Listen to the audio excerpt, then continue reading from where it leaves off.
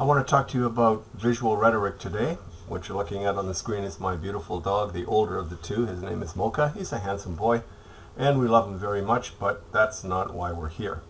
We are talking about this document right here, Basics of Visual Rhetoric. Last week I spoke to you about cinematic terms that might help you analyze film, but I do want to spend a little bit of time talking about how to analyze a still shot or an image. So I have this document loaded here, and visual rhetoric has these descriptors in it that will help you think about how an image is laid out. And don't forget, I said that you don't have to work with a movie. You can take a moment from a movie and do a snapshot of it and use that still image as a way to make your point. So I'm going to do that and then show you how to integrate that into an essay. And secondly, I'm going to show you a change that's been made to a cinematic production that's additive and a distortion. So it actually goes beyond what the text says and adds another piece that really kind of distorts things a little bit. So I'll show you both. We'll start with the single image, going through this document first. Then we have the composition, which is the sum total of all the elements in the field. That's what you look at: actors, props, objects, and so on. The focus, what's in the foreground or background, what's dominant, what's marginalized. The focal point is the hot spot where your eye is drawn or held. Excuse me. Proportionality is important because the scale might say something about what's going on in that image. Sometimes balance and symmetry play a role, or light and shade, especially with good and evil. Then last here we have color, the dominance of color and accentual colors and so on. So I have just a screenshot here, a very simple screenshot of a scene randomly taken from Taming of the Shrew. I'm not sure who the male actor is. It may be Petruchio, it may not, it doesn't matter. Clearly that's Kate at the top. So when we go back here and take a look at the composition, we see that there's 4 human elements in the field. We have these two characters here, and then this guy who might be Petruchio or might be one of the servants or the musicians, it doesn't matter. And obviously Kate here. And the focus in this image is clearly Kate for a number of reasons. First off, she's clearly the focal point of the whole image for a number of reasons. First off, she occupies about 1/3, the left third panel of the image.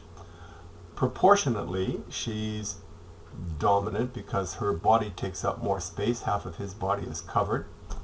Also, if you see her here in terms of color, that her orange, this bright orange in her hair and in her dress, dominates everything on the stage, and that these male characters are all recessed into the background because of the drab colors that they're wearing.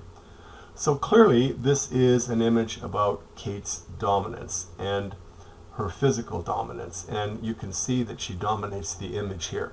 So if you wanted to integrate this into your analysis, you would simply copy it. You could paste it right into Word, or do it right into a graphics editor and trim it up and then put it into Word. I'm going to show you another example where I'm going to take a still shot from a movie. It's a video actually of a stage production. So just look here at this couple. This is Petruchio and Kate. No props or anything, just the two of them. And the scene that we're going to look at is right here where Petruchio, they're just talking about the joint stool, and Petruchio says, "Come sit on me." And if this was my essay, use your imagination, pretend this is my essay, and I'm making a point that this is a particularly vulgar gesture on Petruchio's part, that he is provoking her and dominating her through his sexual aggression. However, the surprise is when these actors play this out, I want you to watch what happens.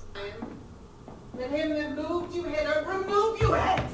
I knew you at the first you were immovable. Why, what's immovable? A joint stool. Oh, thou hast hit it. Come, sit on me. So there's the line right there where he says, "Come sit on me." And if you take a look at that, you can see that he is completely prostrate and vulnerable to her. If you look where she's standing also, he is particularly vulnerable. And this is an interpretation of this particular line that I did not see coming. Namely, that I indicated that I thought that this is a particularly aggressive move, but as you can see here, he's both relaxed and passive and submissive. So if I want to insert this into my essay to offer a second reading of this particular moment, in my essay, I would say something like, I think, oops, this bold.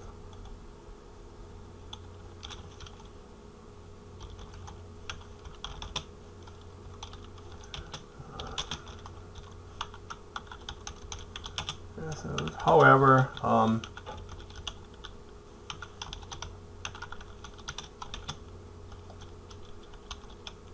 other interpretations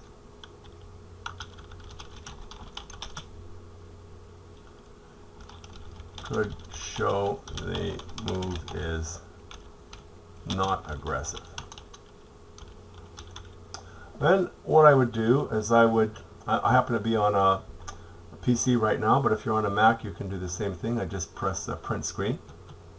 And I do have a word editor, or a graphics editor that I use called iFran. It doesn't really matter. You can just paste it in as you wish, but for me, I like to clean it up, so I just pasted it in. I'm simply going to cut this image here. And by the way, note the time is 1:26 in the frame, and that is like a page number in my video. So I'll just cut that out. So I've cut it from my graphics editor. Close the graphics editor. I'll go to Word, and right in here I'll just press Control V and I'll paste the image in, and that's it. It's embedded right into my text. I can do one other thing. I can right click on the image and go to something here called Insert Caption, and it includes a figure 1 for me, and I can say something like this screenshot shows that Petruchio's invitation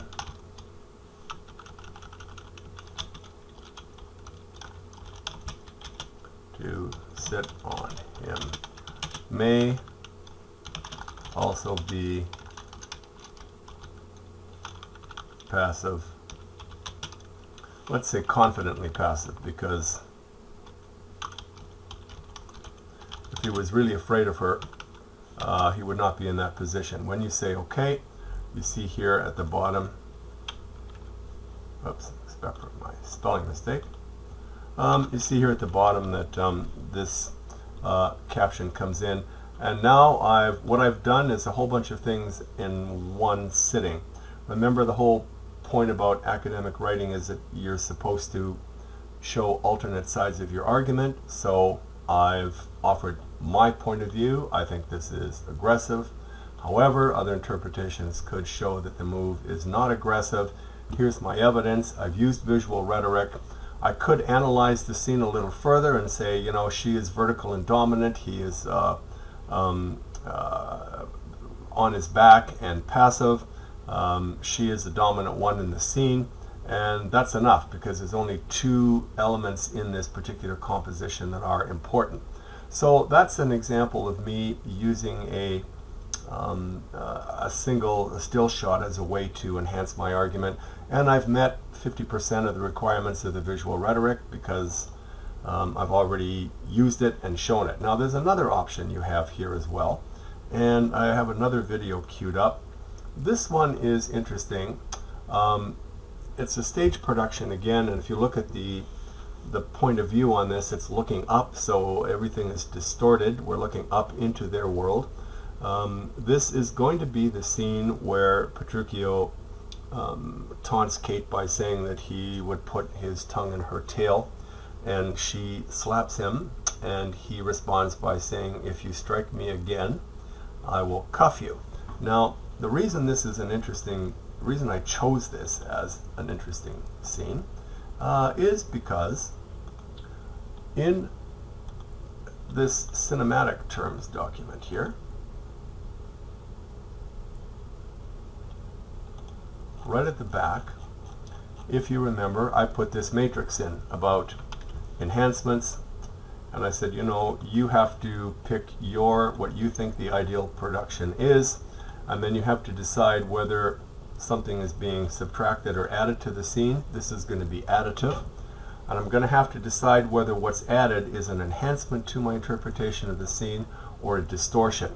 So all the text tells us is that she hits him once, and he responds by saying, if you hit me again, I will cuff you. What's interesting about the scene that I'm going to show you is that she does hit him a second time. That is not in the text. So it is additive, and I'm going to argue that it is a distortion, because for her to hit him again and him not respond, I think takes away the strength of his character in this particular moment. But let me show you the scene, and it is right here. We'll watch it play out.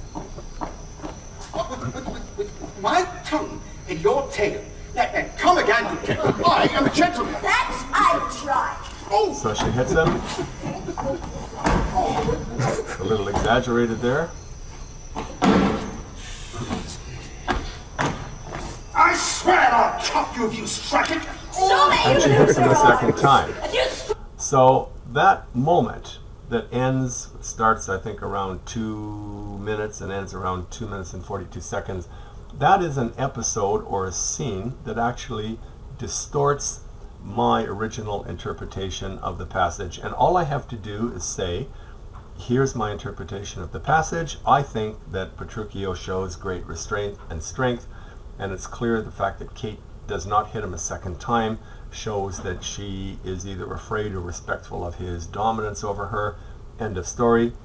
This particular video distorts that by adding something that is not there.